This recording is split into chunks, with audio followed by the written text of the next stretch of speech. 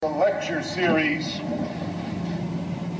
is entitled Crash Course in Jewish History, the whole story in 5 lectures. All of Jewish history is the history of people and not necessarily of events or forces in the world. The Jewish view of things is that everything depends upon individual people. Individual people have choices for good or for better, and that those choices bring about consequences, and those are the consequences that we call history.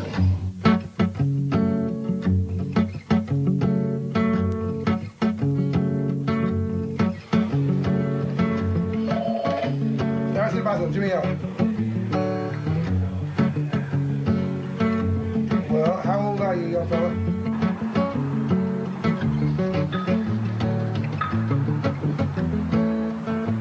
Rules and regulations that you have to abide by. You know, out in the street, you got rules and regulations how you abide too. If somebody falls down, you put your foot in your face. You know what I'm saying? But I mean, up in here, you can't do that because it's against the rules. Okay, so we got good rules and regulations, and sometimes you might have to use them rules and regulations for the rest of your life.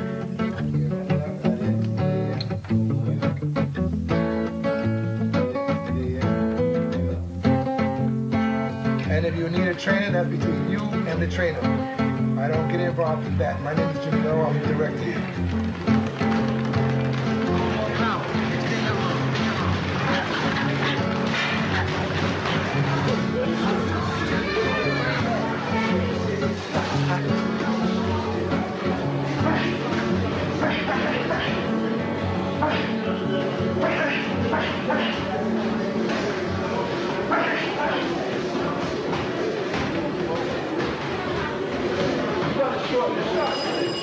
You heard him, now you step in.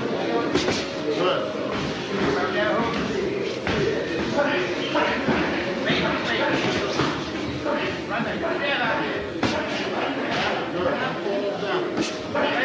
There you go, Charles. Great look.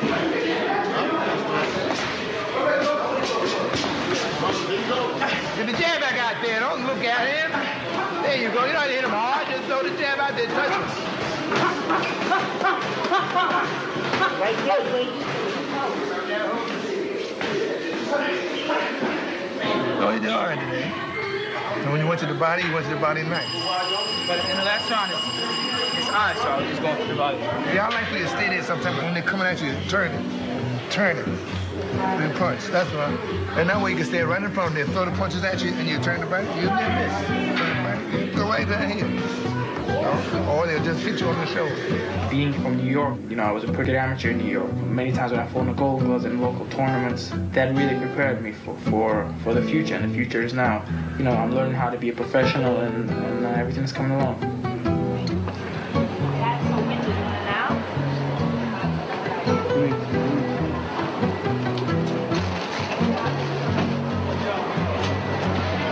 You got everything you're supposed to have now? You didn't forget nothing, did you? Hope not. You sure? Yeah. Okay, baby, you cool. Jimmy, you had breakfast yet? I ain't know. Just like giving you nothing on the flight, you know. I brought something with me. Chicken wings? No, tuna fish. I'm not nervous. Hey, you don't know what you are. When the nervous comes out, you don't even know when you're nervous. I'm not nervous, man. Come on, I've been doing this talking about. I've been doing this my whole life. I didn't say you're nervous per se, that you just nervous now like everybody knows you. But it's in your system. Maybe this is you're allergic to something. Maybe you're allergic and you're getting ready to go with. I don't know. I'm not a psychiatrist. Once again, good morning, ladies and gentlemen, and welcome to Las Vegas McCarran International Airport. Local time here is approximately 10:14.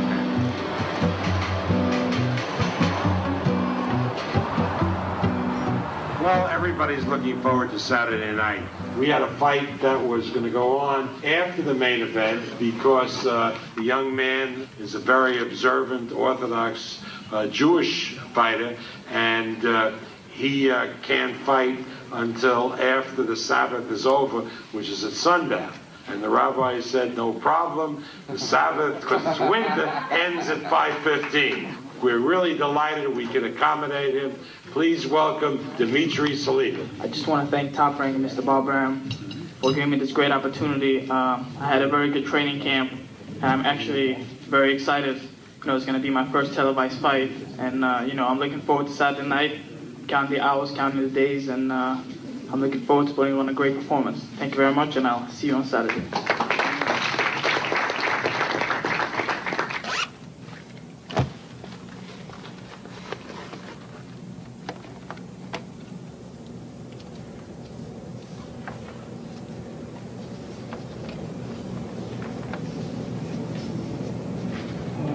The Lord is King, the Lord's wars, King, the Lord shall be King forever and ever. The Lord reigns forever, trying the nations have vanished from his land. The Lord has annulled the counsel of nations, he has filled the sheep of people, men, and the thoughts of the heart of men. Shema Yisrael, Eloheinu Adonai, Echad.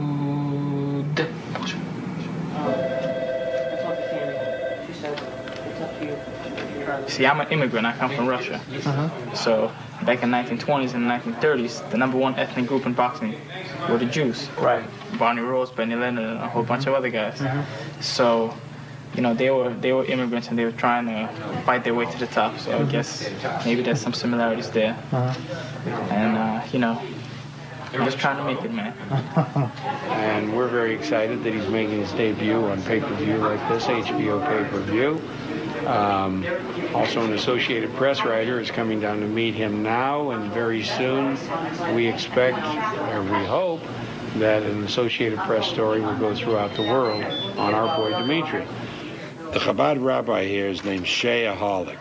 He comes into the office one day and he says, I have a fighter for you. I said, Rabbi, not you too. He says, yeah, there's this Jewish boy in Brooklyn, and he's in the amateurs, and he would love you to call him. Remember I called you? Yes. Right, yeah.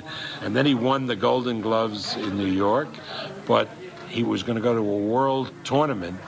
And even though the tournament here in the United States, when he fought in it, they accommodated the religion to moving his weight division to Saturday night rather than Friday night.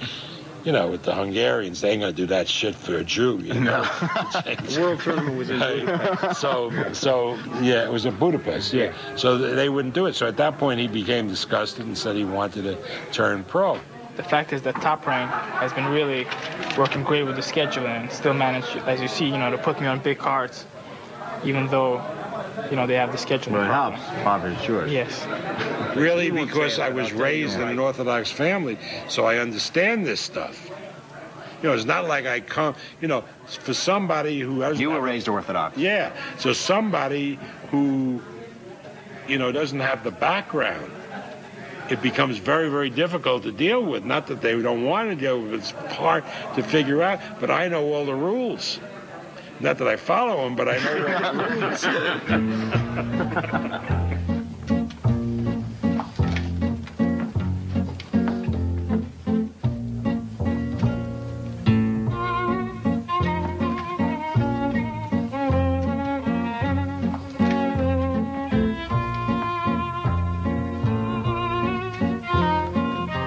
Filter fish. Filter fish and horseradish here in Vegas. The hot food for tonight. I don't have like a hot platter that I can keep it on, so it's pretty hot. She delivers it very hot. You just wrap it up in a blanket and a pillow. It stays warm till tonight.